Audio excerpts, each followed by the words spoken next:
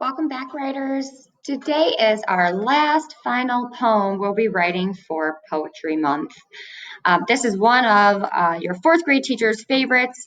It's our creature alliteration poem. And what it is that you are going to use alliterations to describe a creature you've created.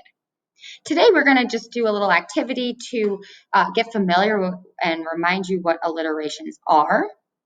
And then tomorrow you're going to get a chance to actually write your poem. So let's refresh our memory. What is an alliteration? So an alliteration is a figure of speech, and we want to think about it. It's when the beginning sound of a word is repeated 2 or more times in a phrase or sentence. So for example, we've got Tommy took 2 tomatoes, or please pass the plate, or beautiful blue butterflies. If you notice, in this sentence, we've got 1, 2, 3, 4 T's. Here we've got 3 P's, and here we've got 3 B's for words that start with that. So if we're going to practice creating alliterations, we are going to see how we can use these in different sentences and create our own. So what I'd like you to do, if you have your whiteboard handy, or if you have a piece of paper handy, you're going to want to think about how we can use these words and put them in a sentence, making an alliteration.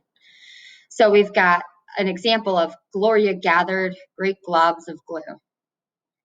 They're all pretty silly. So we're going to think about, if I have the word soft, slipped, sorry, said, Sam, saw, some, how would I be able to turn this into an alliteration, into a sentence? Take a moment and pause the video, and let's try it out. All right, welcome back. Let's see. This is the one I came up with. Sam slipped on some sauce he saw, and he said he was sorry. All right, so lots of S's, all right? So there's at least 2 or more in the sentence that starts with S if I'm choosing that letter. Let's do one more. We've got planted, pot, petunias, pretty, Paul picked.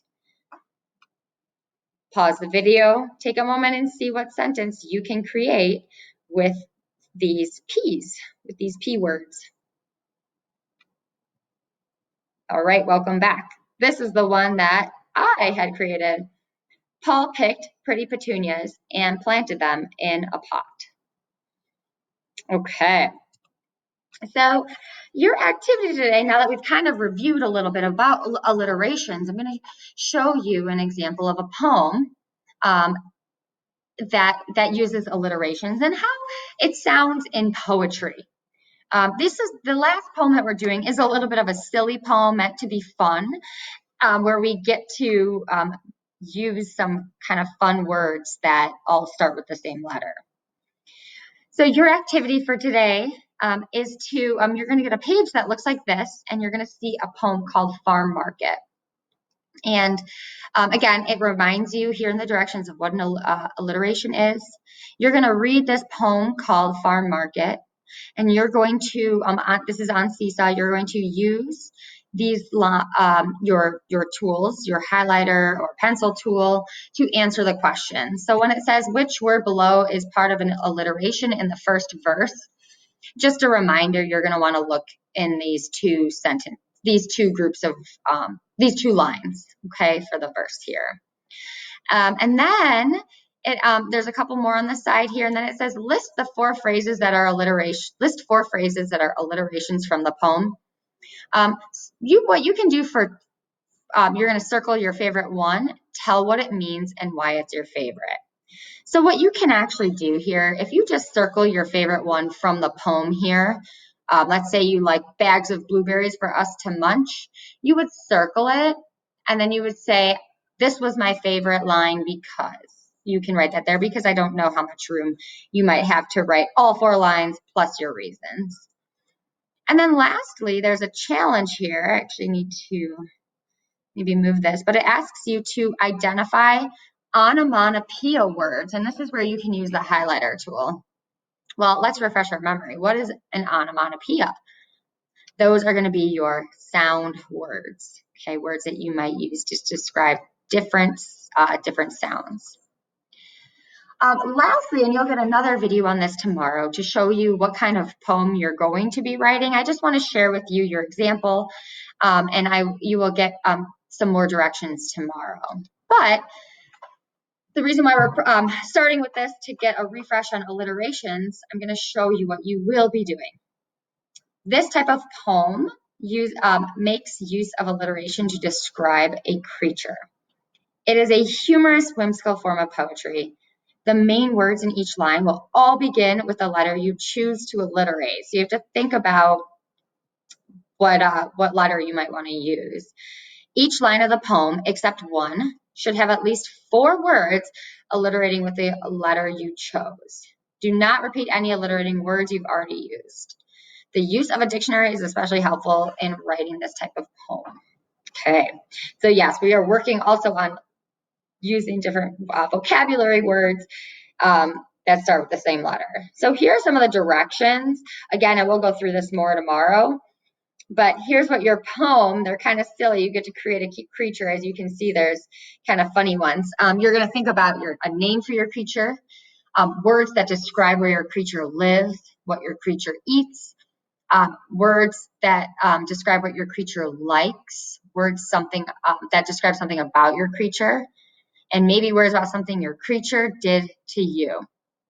Well, let's see our example here, what they say here. This is a recitarian. Notice I added the I-A-N to it. A recitarian lives on a really ridiculous rectangular ranches in rural Russia. It's almost like tongue twister. A recitarian rudely eats rice, raspberries, radishes, roots, and rhubarb. A recitarian likes rusty things, Rhode Island, Rottweilers, and ravens. A recitarian wore a rickety pair of rollerblades and rafted down the roaring Roseburg River. My recitarian rolled red roses over the rug in my room and ruined it. So this example, they chose the letter R, and what'll be really fun is that we'll get a chance to draw your creature and what your creature looks like. As you can see these little images. So this is your opportunity to get super creative. Here's a one last one, the Principalian. Yeah. Principalians live in a perfect purple pyramid on the plains of Peru. Principalians politely eat pudding pops and pickled pig feet with pepper on plates while drinking Pepsi. They also love pepperoni pizza. Principalians poke peas with pencils, ponder perplexing puzzles, and perform procedures on penguins. Principalians pose for pictures while printing poetry, practice perspective, and paint pottery. They persuade people to purchase perfume. This Principalian prescribed a painless pill for me and panicked when I pretended to perish. And here's a picture of the Principalian.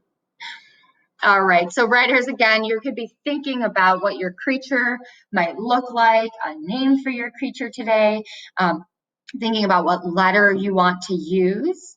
And again, your assignment for today will just be to be working on this practice alliteration to see what they are. And then tomorrow we're going to get a chance. You will be writing your alliteration poem in Google Drive.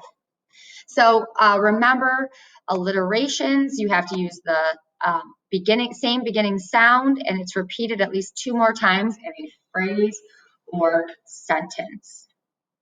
All right, writers, off you go.